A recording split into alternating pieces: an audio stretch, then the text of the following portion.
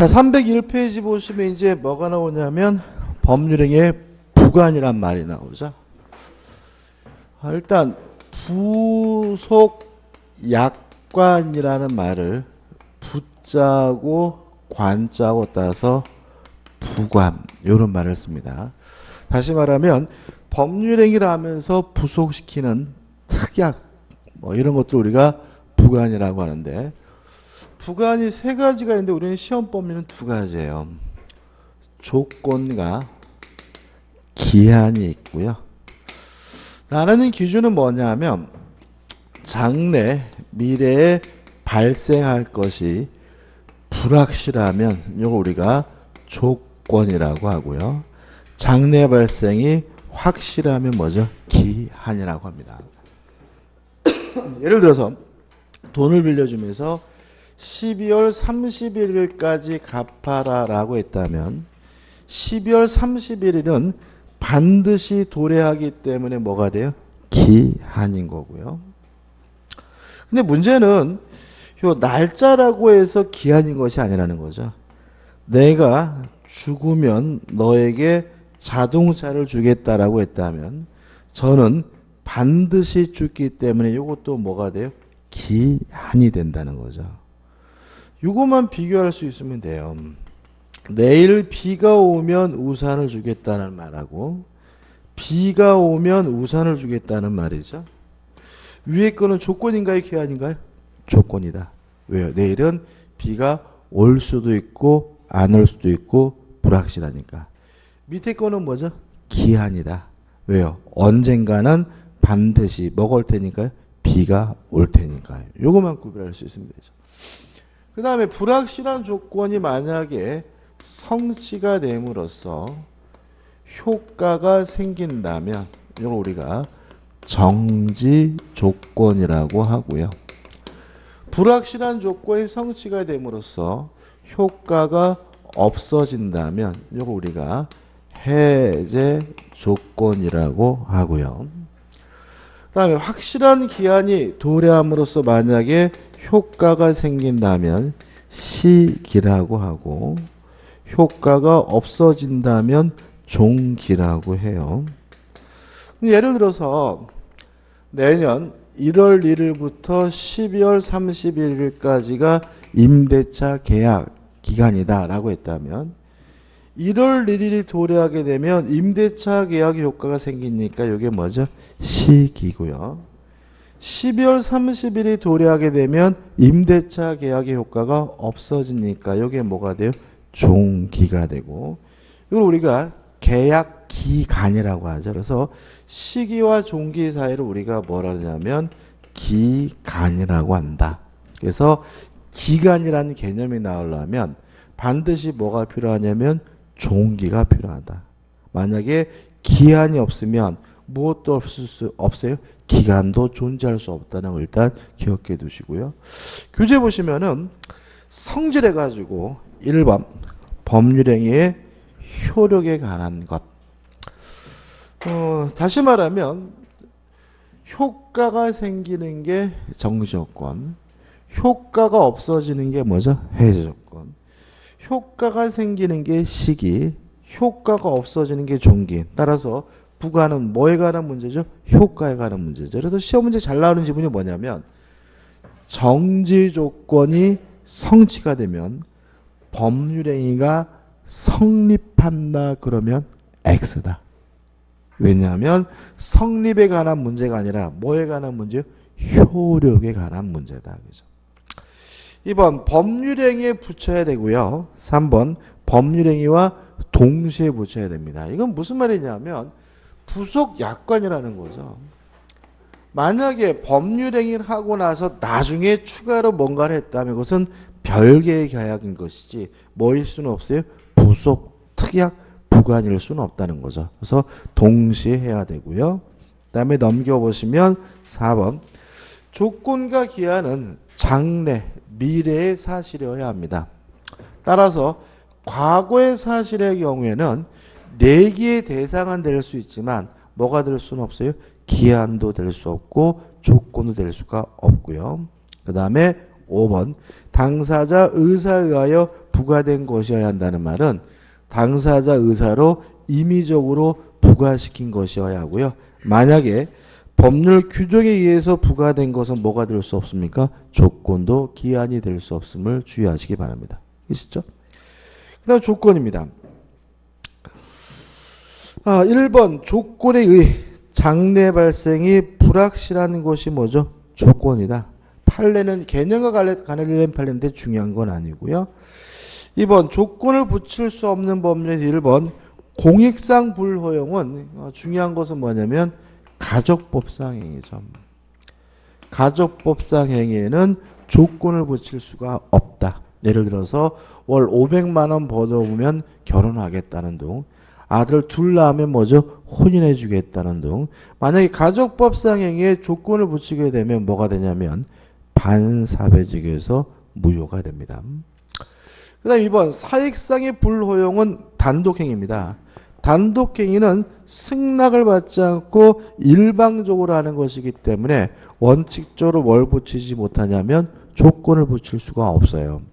그러면 다만 해서 예외도 할 수 있죠. 상대방으로부터 동의를 얻는다면 조건을 붙이는 것이 가능하다. 또 상대방에게 이익만을 주는 것이라면 단독행위라 하더라도 뭘 붙일 수 있어요? 조건을 붙일 수가 있다. 이렇게 되어 있거든요. 자, 이런 얘기입니다. 자, 단독행위는 승낙을 받지 않고 일방적으로 하는 거잖아요. 근데 일방적으로 하는 행위에 만약에 조건까지 붙이게 되면 상대방의 법적주의가 뭐 해주는 거죠? 불안정해진다는 거죠. 따라서 원칙적으로 단독행위는 조건을 붙이지 못해요. 그러면 일방적으로 하는 것이기 때문에 못 붙이는 거라면 상대방이 동의를 해준다면 붙일 수가 있고, 또 상대방이 당연히 동의할 것으로 예상되는 것, 상대방에게 이익만을 주는 단독행위는 뭘 붙일 수 있죠? 조건을 붙일 수가 있다. 만약에 3. 조건을 붙이게 되면 법률행위 전체가 무효가 되는 거죠. 근데 조건의 종류에서 정지 조건, 해제 조건이 나옵니다. 좀 생각을 좀 해봐야 되는데. 자, 조건이 성취가 되면 효과가 생기는 게 정지 조건이란 말이죠. 그럼 정지 조건이란 결국은 현재 지금은 효과가 없지만 미래의 조건이 성취가 되면 효과가 생길지도 모르는 게 뭐죠? 정지 조건인 거죠. 근데 해제 조건이란 조건이 성취가 되면 효과가 없어진다는 말은 현재 이미 효과가 있지만 미래의 조건이 성취가 되면 효과가 없어질지도 모르는 게 뭐죠? 해제 조건인 거거든요. 그러면 우리가 뭘 할 수 있냐면 정지 조건은 유동적 무효임을 알 수 있죠. 동의하시나요? 자, 정지 조건은 지금은 뭐죠? 무효입니다. 다만 조건이 성취가 되면 유효로 뒤바뀔 가능성이 있는 게 결국 뭐예요? 정지 조건이니까 정지 조건도 대표적인 뭐가 되죠? 유동적 무효인 거고요. 이에 반해서 해제 조건은 우리가 유동적 유효임을 알 수가 있죠. 왜요? 지금 일단은 뭐죠? 유효하지만 조건이 성취가 되면 효과가 없어질지도 모르는 거, 무효로 뒤바뀔지도 모르는 게 뭐예요? 해제 조건이니까 해제 조건은 뭐임을 알 수 있어요? 유동적 유효임을 알 수 있죠. 여기서 우리가 혼란스럽게 생각하는 이유는 뭐냐면은 우리는 현재 살고 있다는 거죠. 다시 말하면 자꾸 우리가 어떻게 정리하냐면 효과가 생기는 게 정지 조건, 효과가 없어지는 게 해제 조건 이렇게 지나가시거든요. 근데 문제는 그것은 미래 일이잖아요. 우리는 미래에 살고 있는 게 아니라 뭐예요? 현재 살고 있는 거잖아요. 그래서 오히려 현재 아무런 효과가 없는 게 뭐예요? 정지 조건. 현재 이미 효과가 있는 게 뭐죠? 해제 조건. 해가지고 정지 조건과 해제 조건의 개념을 이해하려고 할 때 자꾸 의식적으로 현재 시점으로 바꿔서 생각하셔야 돼. 자꾸 이 미래를 기준으로 하게 되면 뭐에 넘어가요? 함정에 넘어갑니다. 그래서 우리가 과거에 태아의 법적 지위에 대해서 해제 조건설, 정지 조건설 뭐였어요? 태아 상태에서도 권리 능력을 인정해 주는 견해가 뭐죠? 해제 조건설. 태아 상태에서는 권리 능력이 없는 게 뭐죠? 정지 조건설. 이렇게 되는 거잖아요. 그래서 이 부분에 대해서는 어떻게 해요? 자꾸 현재 시점으로 생각을 하셔서 해야 돼요. 이거를 미래로 판단하게 되면 자꾸 뭐예요? 혼란스러울 수가 있는 거죠. 그래서 예를 들어서 이런 거죠. 네가 공인중개사 시험에, 아니 주택관리사 시험에 합격하면 1억 주겠다라고 얘기했다면 지금 당장은 안 주겠다는 얘기니까 무슨 조건이에요? 정지 조건이다. 이렇게 이해하시라고요.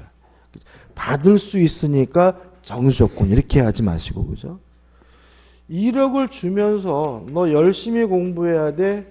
혹시라도 이번 시험에 떨어지면 불합격하면 반환해야 돼 라고 했다면 일단 지금 당장 뭘 주겠다는 얘기예요? 1억을 주겠다는 얘기니까 이게 뭐가 돼요? 해제 조건. 1억을 돌려받으니까 해제 조건 이렇게 하지 마시고 의식적으로 자꾸 뭐예요?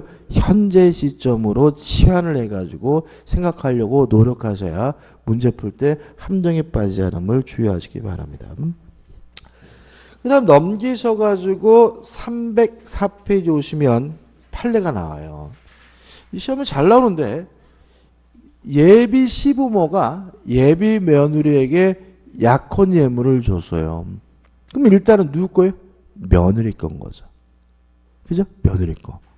다만 결혼하지 못하면 받았던 예물은 뭐 해야 돼요? 돌려줘야 되니까 약혼 예물을 주는 것은 무슨 조건이죠? 해제 조건인 거다. 이런 걸로죠. 그 다음에 수의 조건, 비수의 조건 나오는데 중요한 부분 아닙니다. 여기서는 시험에 잘 안 내는데 일단 아무것도 없고 당사자 의사만 있는 조건을 우리가 순수 수의 조건이라고 하고요. 순수 수의 조건은 무효고 이에 반해서 조건 성취 여부만 당사자 의사에 의해서 좌우되는 것을 우리가 단순 수의 조건. 예를 들어서 내가 제주도로 여행 가면 꿀단지를 사다 주겠다. 이런 것들을 말하고요. 이것은 무효가 아니라 뭐죠? 유효하고. 이에 반해서 당사자 의사에 의해서 어쩔 수 없는 거, 좌우할 수 없는 것을 우리가 뭐죠? 비수의 조건이라고 하는데요. 뭐 비가 오면 내일 비가 오면 우산을 주겠다 같은 자연현상과 같은 우송 조건 외에 그다음에 혼송 조건 해가지고 수의 조건적 측면과 우송 조건 측면이 혼합되어 있는 거 우리가 뭐죠? 혼송 조건이라고 하고요. 시험에 안 나옵니다. 여기서 한 가지만 잊지 말자고요. 순수 수의 조건은 무효다. 나머지 조건들은 다 무효가 아니라 뭐죠? 유효입니다. 그 다음 우측에 보시면 이제 뭐가 나오냐면 가장 조건이 나와요. 가장 조건이란 건 뭐냐면 조건처럼 보이지만 실제로는 조건이 아닌 것들을 우리가 뭐죠? 가장 조건이라고 합니다. 조건은 당사자 의사에 의해서 임의적으로 부과된 것만이 뭐죠? 조건입니다. 따라서 법률 규정에 의하여 부과된 법정 조건은 뭐가 아닙니까? 조건이 아닙니다. 2번 불법 조건은 조건이 반사회적인 경우를 말합니다. 기억나시나요? 조건이 반사회적이면 조건만 무효인 것이 아니라 법률행위 어떻게 해요? 전체가 다 무효가 된다. 그래서 제가 전에 1억을 주겠다라고 얘기했다면 요 자체는 뭐 하지 않죠? 반사회적이지 않은데 조건이 갑돌이를 살해하면 1억을 주겠다라고 했다면 조건뿐만 아니라 1억을 증여하기로 하는 것도 뭐죠? 무효다. 따라서 사람을 죽이든 안 죽이든 1억은 뭐 할 수 없어요? 받을 수가 없다. 이렇게 되는 거죠. 그 다음 3번 기성조건인데 처음이자 마지막으로 머리 글자를 따서 공부합니다.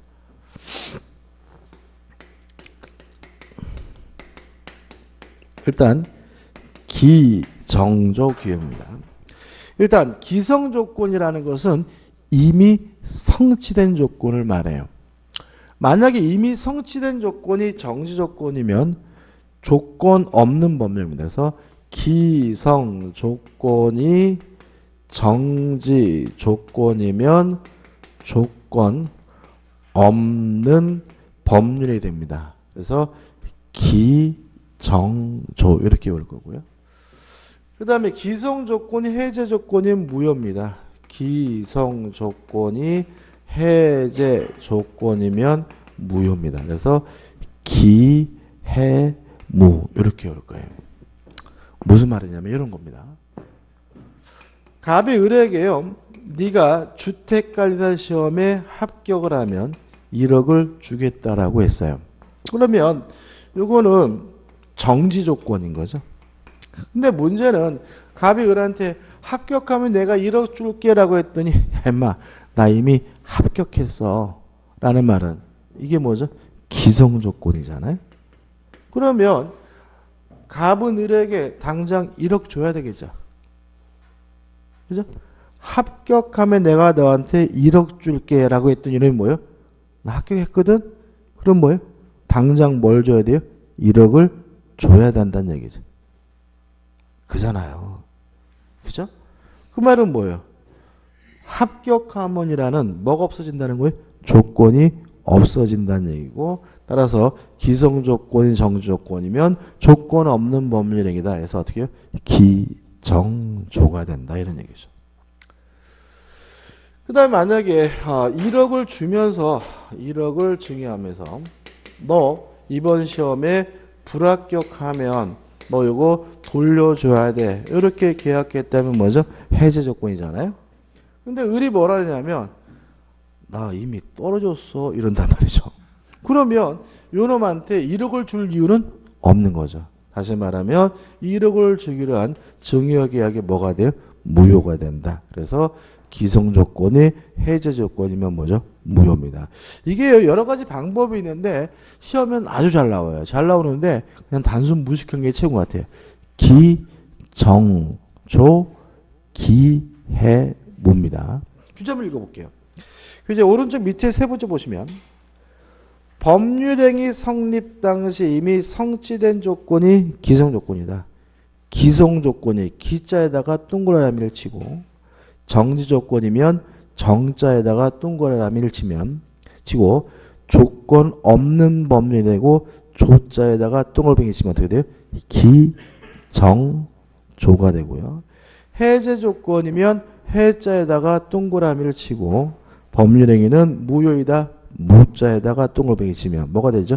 기해무가 되는 거죠. 기정조 기해무입니다. 그 다음에 넘겨보시면 불능 조건이 나오죠. 뭐 어떤 교수님에 따라서는 요것만 외우고 불능 조건은 반대다.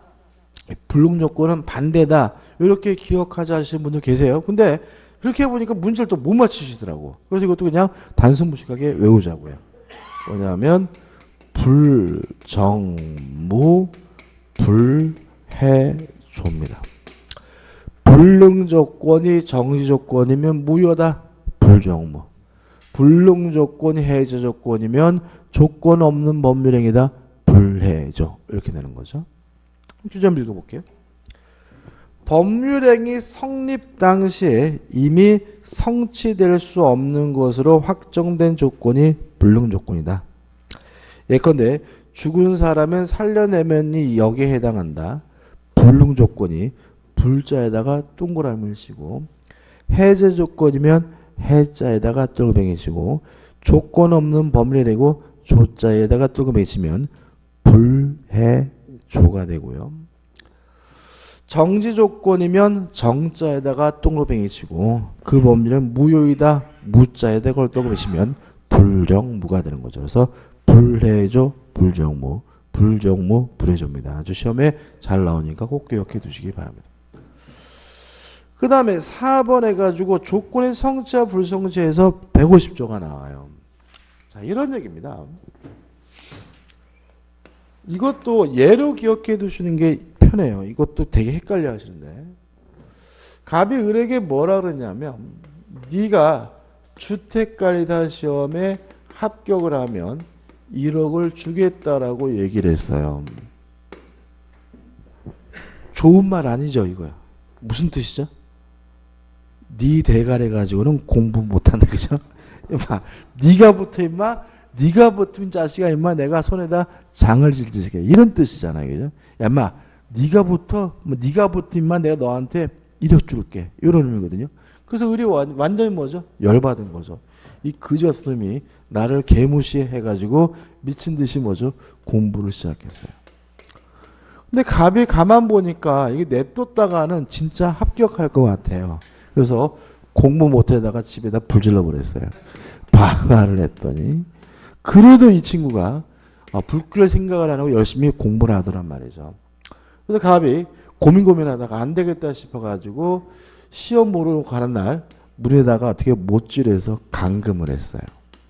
감금을 해가지고 시험을 못 봤다. 이것을 어떻게 할 것인가? 이 문제 150조 1항입니다. 제 법조를 읽어보면 조건의 성취로 인하여 불이익을 받을 당사자가 여기서 누구죠? 갑입니다. 갑. 신의 성실에 반하여 조건의 성취를 방해한 때 집에다가 불지르고 집에다가 감금한 때에는 상대방은 을은 그 조건이 성취한 것으로 뭐 할 수 있습니까? 주장할 수가 있습니다. 그러면 감금을 하는 바람에 시험을 못 봤다면 갑이 조건 성취를 뭐 한 거죠? 방해한 것이니까 150조 1항에 의해서 합격했음을 뭐 할 수 있어요? 주장할 수가 있는 거죠. 그럼 여기도 좀 생각해 보자고요. 자, 그날 오후에 탈출했어요. 탈출하자마자 합격됐음을 주장할 수 있을까요? 아니면 합격자 발표일까지 기다렸다가 주장할 수 있을까요? 합격자 발표일까지 기다렸다가 주장할 수가 있습니다. 왜냐하면 자 오른쪽에 보시면 중간에 상단에 맨 위에 보시면 이 조건 성취로 의제되는 시기가 나와요. 읽어볼게요. 조건이 성취된 것으로 의제되는 시기는 신의 측에 반한 행위가 없었더라면 조건이 성취되었으리라고 인정되는 때이다. 다시 말하면 방해가 없었다면 합격했을 것으로 인정되는 때거든요. 그럼 이 사람은 언제 합격할 수 있는 거죠? 합격자 발표일 날 합격할 수 있었던 거죠. 따라서 만약에 방해 시에 성취됐음을 주장할 수 있다 그러면 뭐죠? X가 된다. 방해가 없었다면 조건이 성취됐을 것으로 추정되는 시점. 여기서 말하면 발표일이 돼야 비로소 합격됐음을 뭐 할 수 있어요? 주장하는 것이 가능함을 주의하시기 바랍니다. 이해되시죠? 이것도 가끔 냅니다. 근데 반대도 있을 수 있어요. 합격하면 1억 주겠다라고 얘기를 했는데 갑의 예상대로 을이 공부를 전혀 안 해요. 그래서 갑이 아이고 네가 임마 공부할 때가 되냐 신경도 안 썼어요. 그런데 신기하게도 합격을 한 거죠. 여러분 아시다시피 공부해 보시니까 느낀 게 뭐예요? 야, 이 시험 만만한 시험이 아니구나. 그죠? 그죠? 만만한 시험이 아니니까 그만큼 가치가 있는 겁니다. 그죠? 그러니까 우리가 항상 문제되는 게 시험 공부하다가 너무 어려워 포기하겠다. 그죠? 어려우니까 포기하면 안 되는 거죠. 만약에 예를 들어서 이 시험이 그냥 무슨 운전면허 필기시험처럼 한 3, 4일만 그냥 보면 합격하는 시험이라면 자격증으로서 그만큼 가치가 없는 거죠. 그죠? 그러니까 이게 어렵다는 말은 그만큼 뭐죠? 자격증으로서 뭐가 있다는 얘기예요? 가치가 있다는 의미인 거예요. 그죠? 그래서 항상 이게 공부를 시작할 때는 의욕이 앞서는데 이게 이제 지금 이제 또 해가 바뀌잖아요. 1월 달 우리가 다음 주 수업 없고 이제 1월 8일 날 수업하잖아요. 그죠? 몇 분 또 오신다고요. 첫 해가 되면 해가 바뀌면 내가 이 2019년을 맞아서 기해년을 맞아서 막 해가지고 오신다고요. 그러다가 이제 봄철쯤 되면은 또 막 빠져나가기 시작해요. 왜요? 해보니까 뭐 하잖아요? 만만치 않잖아요? 이런 그지같이 왜 시작했는지 몰라. 이러면서 간두시거든요. 만만치 않으니까 뭐요? 해야 되는 겁니다. 역설적인 거죠. 그러니까 이게 만약에 누구든지 다 볼 수 있는 시험이면 굳이 뭐 딸 자격증도 아닌 거예요. 그러니까 자격증의 가치가 있으려면 시험이 뭐죠? 어려워야 돼. 근데 우리가 내년부터 또 뭐가 되죠? 상대평가로 바뀐대잖아요. 그죠? 근데 아마 제 생각에는 내년에도 1차는 절대평가일 것 같고요. 2차는 이제 상대평가로 바뀔 것 같아요. 과거에도 그런 적이 있었어요. 그죠? 그러면 누가 좋은 거예요? 여러분들이 좋은 거예요. 그러니까 만약에 내년에 합격한다면 시험이 어려워지잖아, 더. 그러면 그만큼 뭐예요? 자격지원에서 가치가 높아지는 거거든요.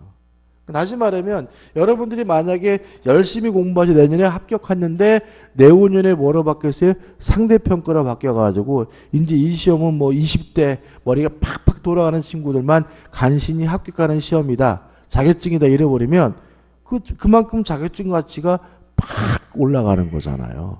그러니까 우리가 여러분들은 상대평가한다 해서 이런 거지같이 이런 문제가 아니라 올해 뭐죠? 내년에 뭐죠? 반드시 뭐죠? 따면 되는 거예요. 따면 시험이 뭐죠? 어려워지면 어려워서 좋은 거 아닌가요? 그죠? 저는 개인적으로 저는 좀 어려우면 좀 싫어요. 왜요? 어려우면 수강생이 별로 없어지니까. 제 입장에서 그죠? 근데 여러분들 입장에서 뭐죠? 합격하자마자 전국에서 이제 단 10명만 뽑는다. 뭐 이쯤 돼야 뭐죠? 자격증 가치가 팍 올라가는 거잖아요. 그죠? 그래서 어려워진다라고 걱정할 일이 아니라 뭐죠? 기회다. 올해 꼭 합격하겠다. 이런 마인드 가지고 내년에 꼭 공부하셔서 합격하시기 바라고 진짜 봄 잘 지나셔야 되겠죠. 봄. 마액이 겨울 지나서 봄 되기 시작하면 뭐죠? 이렇게 탈락하시는 분들이 많은데 솔직히 우리가 이 주택관리사 시험이 어렵긴 하지만 제가 보면은 결국은 그냥 빠지지 않고 끝까지 공부하시면 합격하세요. 특히 1차 시험은. 그러나서 바짝하면 2차 시험은 합격할 수 있어요. 올해 또 특히 2차가 어려웠기 때문에 이런 게 있어요. 이런 거 있잖아요. 경기도 순환이잖아요. 좋았다가 나빴다. 그죠? 어려웠다가 쉬웠다가 어려웠다 쉬웠다. 이런 경향이 있기 때문에 올해 2차 과목이 2차 시험이 어려웠거든요. 어려웠으면 막 지금 뭐 청와대 막 청원들하고 막 난리 났잖아요. 그죠? 그러면 산업인력관리공단 애들도 바보가 아닌 다음에야 내년에 시험을 출제할 때 의뢰할 때 어떻게 해요? 아우 작년에 좀 어려가지고 난리 났어요. 아유 그러니까 올해 좀 쉽게 내주셔서 하는 게 인지상정인 거예요. 무슨 아시겠어요? 그죠? 그래서 어떤 이게 어려울 때는 다음에가 뭐죠? 쉬우니까 요때 공부를 시작해야 돼. 거꾸로 하는 분이 있어요. 쉽다 그럴 소문 듣고 시험에 뛰어들어요. 더럽게 어려워. 그러니까 거꾸로 하시는 분이 있어요. 그죠? 어려우면 안 해. 그랬더니 어떻게 내가 안 봤더니 시험이 더럽게 쉽대 이러면서 뭐래요? 머피 법칙인가 막 그런다고. 그죠? 그죠? 그게 아니라 뭐예요? 역선택을 하시면 돼요. 그죠? 그래서 올해 시험이 어렵기 때문에 내년은 뭐죠? 그렇게 어렵지 않을 것 같고요. 특히 내후년부터는 뭐죠? 상대평가 시험이기 때문에 미리 좀 어떻게 많이 뽑을 가능성이 좀 있어요. 그러니까 좀 올해는 내년에는 뭐죠? 꼭 열심히 하셔서 합격하시면 됩니다. 아무튼 공부도 하나도 안 했는데 이놈이 뭘 했어요? 합격을 했어요. 그래가지고 어떻게 해요? 야, 이 자식이 이게 이상하다 해가지고 알아봤더니 이놈이 실력이 좋아서 합격한 게 아니라 시력이 좋아서 컨닝을 해가지고 합격했다는 사실이 뭐죠? 밝혀졌어요. 그럼 어떨 거예요? 다시 왼쪽에 150조 2항입니다. 법조문 150조 2항 보시면 조건의 성취를 인하여 이익을 받을 당사자가 누구죠? 을입니다. 신의 성실에 관하여 조건을 성취시킨 때 컨닝에서 합격한 때에는 상대방은 갑은 그 조건이 성취하지 아니한 것을 뭐 할 수 있습니까? 주장할 수가 있습니다. 따라서 만약에 컨닝에서 합격했다는 사실을 갑이 입증했다면 1억을 못 주겠다라고 뭐 할 수 있어요? 거부할 수 있다. 이렇게 되는 거죠. 그죠? 정리해볼까요? 신의 측에 반해서 시험 보는 걸 방해했다. 조건 성취를 방해했다면 합격됐음을 뭐 할 수 있어요? 주장할 수 있고요. 컨닝에서 합격한 경우에는 합격되지 않았음을 뭐 할 수 있어요? 주장할 수 있다. 이게 뭐죠? 결론인 거죠. 그 다음 우측에 보시면 하단에 보시면 이제 5번 조건부 법률행위 이렇게 해서 조건 성취전에 이렇게 해서 침해 금지에서 148조가 나옵니다. 자, 조금 예를 좀 바꿔볼게요. 갑이 을에게요. 합격을 하면 내가 살고 있는 아파트를 주겠다라고 얘기를 했어요. 그랬더니 을이 미친 듯이 뭐죠? 공부를 시작한 거죠. 근데 갑의 입장에서는 꼼짝없이 아파트를 뺏길 것 같아요. 그렇다고 시험 못 보게 방해해봤자 아파트는 뭐 하는 거죠? 뺏기는 거잖아요. 그죠? 그래서 고민하다가 내가 너한테 아파트를 뺏길 수는 없다 해서 병에게 요 아파트를 팔아먹고 병에게 이전 등기를 해줬을 때 요 갑의 행위는 어떻게 될 것인가 문제예요. 다시 말하면 합격하면 아파트를 주겠다고 해놓고 요 아파트를 뭐죠? 단대 팔아버렸어요. 자, 우측 하단에 오른쪽 하단에 148조입니다. 조건 있는 법률 당사자는 조건의 성취가 미정한 동안에 여기서는 뭐죠? 을이 열심히 공부하고 있는 동안에 조건의 성취인하여 생길 상대방의 이익을 뭐하지 못해요? 해하지 못한다 라고 났죠. 그럼 결국은 우리 148조가 요 매매를 하지 말라고 뭐 하고 있는 거죠? 금지하고 있는 거죠. 동의하시나요? 지금 합격하면 아파트를 주겠다라 약속해놓고 아파트를 팔아먹으면 그러면 합격해도 받을 아파트가 없잖아요. 그럼 이러한 매매는 148조가 말하는 뭐예요? 상대방의 이익을 침해하는 해하는 행위이기 때문에 하지 말라고 148조가 뭐 하고 있는 거죠? 금지하고 있는 거죠. 근데 문제는 148조가 하지 말라고 금지하고 있을 뿐 했을 때는 어떠한 효과가 있는지에 대해서는 아무런 규정을 두고 있지 않기 때문에 뭘 봐야 되냐면 판례를 봐야 돼요. 결론부터 말씀드리면 우리 판례는 148조 하지 말라고 금지하고 있기 때문에 요 매매는 일단 무효라는 입장입니다.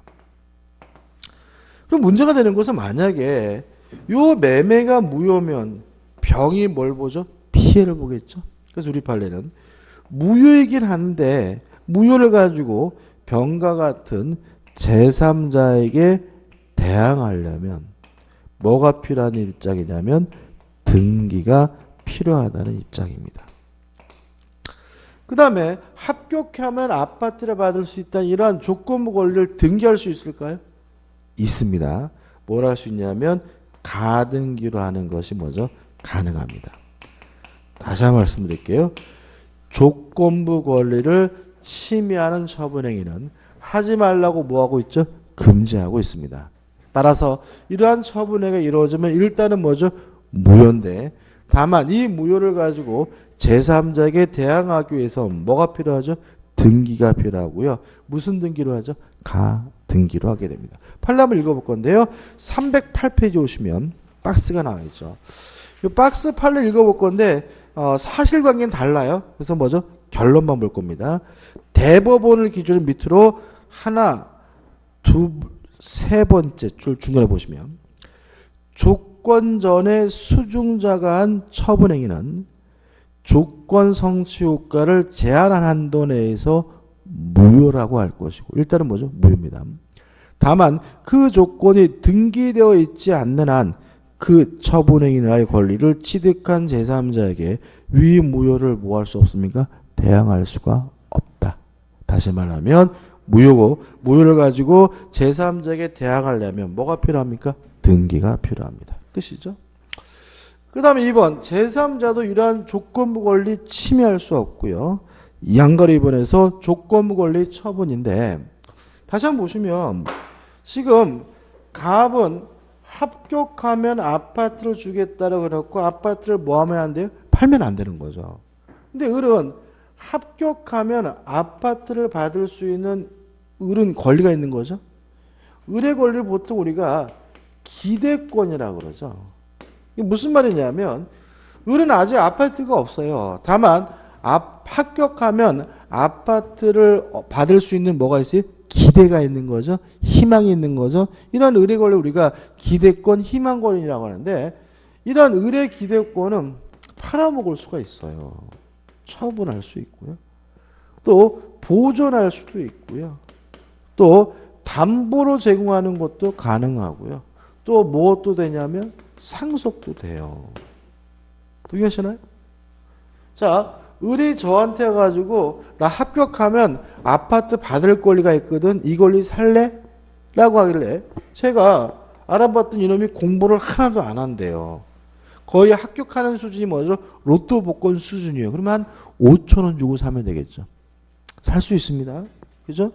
보존하기 위해서 뭐 할 수 있습니까? 등기할 수 있어요. 무슨 등기하죠? 가등기를 할 수 있죠. 그 다음에 만약에 이거를 담보로 제공하게 되면 가등기가 되어 있기 때문에 이게 뭐가 되냐면 가등기 담보가 돼요. 그래서 가등기 담보는 조건부 권리를 담보로 제공하는 겁니다. 그 다음에 상속 되겠죠? 예를 들어 우리 열심히 우리 또 학교 입장 발표 되게 늦죠? 그죠? 아무튼 이상한 놈들이 아무튼 우리 열심히 공부해가지고 시험은 보셨는데 가슴 아프게도 사망하시고 나서 뭐죠? 합격자 발표가 있었다면 상속을 이유로 상속인들이 뭐죠? 이 아파트 달라고 뭐 할 수 있어요? 요구할 수가 있는 거죠. 다시 말하면 무엇도 됩니까? 상속도 됩니다. 그 다음에 2번 조건의 성부 확정 우여력에서 1번 조건 성취 우여력인데 자 정지 조건이 성취가 되면 뭐가 생깁니까? 효과가 생기고 해제 조건이 성취가 되면 효과가 없어져요.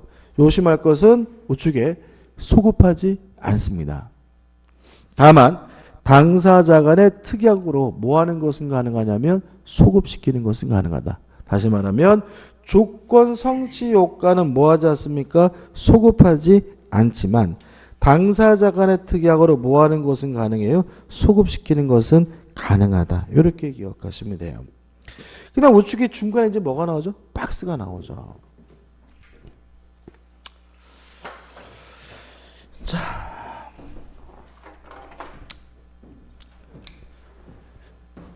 정지 조건임은 누가 입증하냐면요. 효과 발생을 다투는 자, 부정하는 자가 입증하게 됩니다. 왜냐하면 정지 조건이란 현재 뭐가 없는 거죠? 효과가 없는 거니까요. 정지 조건이 현재 효과가 없다는 말은 정지 조건임이 입증되면 뭐 할 필요 없다는 얘기예요?